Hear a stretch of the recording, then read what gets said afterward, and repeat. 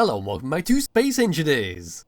In today's video, we're looking at another small fighter which is very sleek and has taken inspiration from Star Citizen. It's called the GR Hunter 556, which is this lovely thing that I'm currently standing on. So this is a very elegant looking fighter with some fantastic use of the heat vents, giving that lovely sickly green glow from behind the cockpit. It's armed with reloadable rocket launchers on both sides, we've got gatling guns, and we've got some fantastic use of our access panels and conveyor caps, just adding some decoration here and there.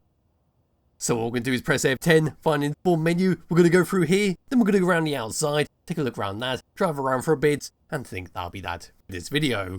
So the GR Hunter 556 is 1007 small blocks, using the Warfare 2 automatons, Deco Block number 2, and Wasteland DLC packs. We can see here in all capitals that it's got 6 reactors, 2 gatling guns, 2 rocket launchers, 1 big hydrogen tank, and a small connector on the bottom to dock up and to recharge everything about this ship. So go give this thing a thumbs up, move around towards the very front, have a quick look around the outside like I said, and then we'll go from there. So my character can, once again, bugger off he goes.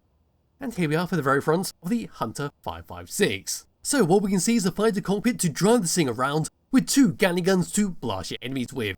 Surrounding all of that, making up the main bulk of this vehicle, we then got some dark grey and light grey steel blocks with a strip of yellow here and there, with of course the green glow from my heat vents just at the back. Moving on to this section, this is one of 2 reloadable rocket launchers, which also features a light right next to it to light up the darkness, with a conveyor cap right below there, just to make it all nice and neat when looking at it from below. If we come and look at it on the side, there we are, so there's that lovely yellow stripe that goes from the front all the way towards the back. And of course we've got it comes all the way down and across to our little wings, which has been weirdly tucked all the way up and curved all the way around. So this is simply some armoured panels that have gone vertically up and horizontally across towards the main body of the ship, which you don't really see too often on a ship in general. There we've got a blue blinking light right next to a small access panel, then to the opposite side. There we go, once again a blue blinking light with another access panel. Coming back over to this side, they're looking at fully on the side, there we go. Then move around towards the very back. And there we are, there was a smaller lag spike, which I believe has spawned in a new enemy somewhere in the distance. Maybe they have not, but usually that's the case when we get a smaller lag spike. But yes, up to here, we've then got one hell of a lot of hydrogen thrusters to boost this thing around, with a couple ion thrusters, which should mean this goes very fast. Come all the way down underneath it. There we go, so we've got some more hydrogen thrusters to move us around. There's our conveyor caps on the bottom of both of our reloadable rocket launchers. There's a small connector in the middle there, next to a red blinking light. Then dotted around a bunch of magneted plates to dock this thing up and of course clamp it down onto a station or your base. Moving towards the front, they're the underside of our gatling guns and of course below our cockpits. Then moving all the way up and looking down, there we are, so there's the front of our cockpit, there's our yellow stripes.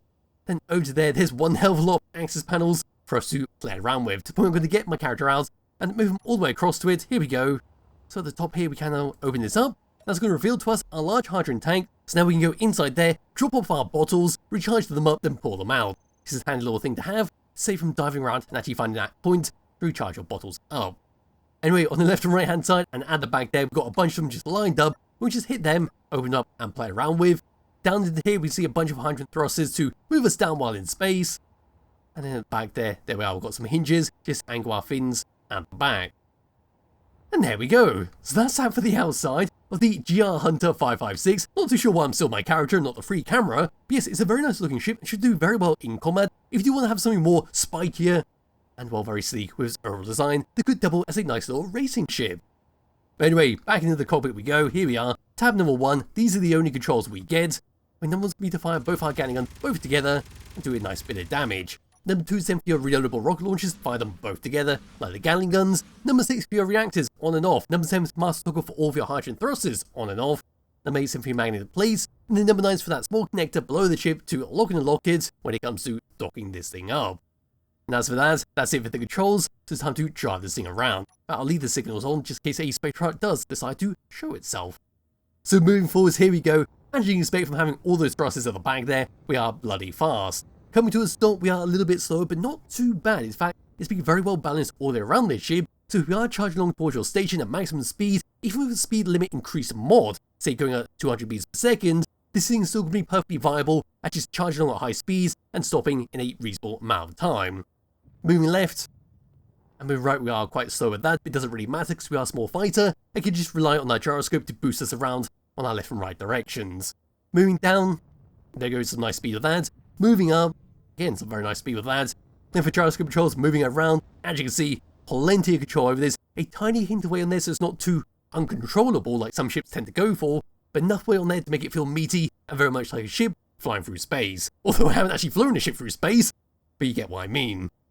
And that's basically it for the outside and all this thing has to offer. I was just skimming through the workshop at some very old designs. In fact, I was looking at some of the oldest designs of the workshop from 2015, but this one got recommended to me. But it's not that old, it's only from 2022 or 2023. Not too sure why I got mixed in with a bunch of the really old ones, but here it is, and that's how I came to find this blueprint.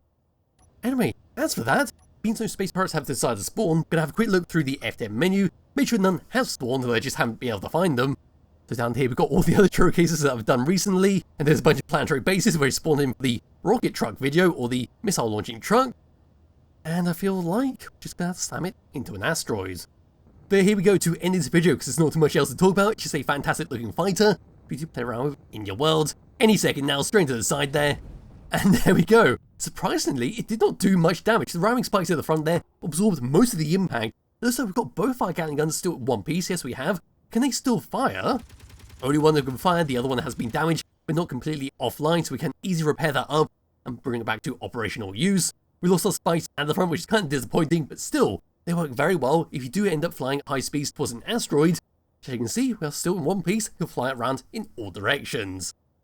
But anyway, that's that for this video. Like I said, there'll be a link to it in the description below to download and play around with yourself. Highly recommend you do. I'll be back with another video some point soon. Bye bye.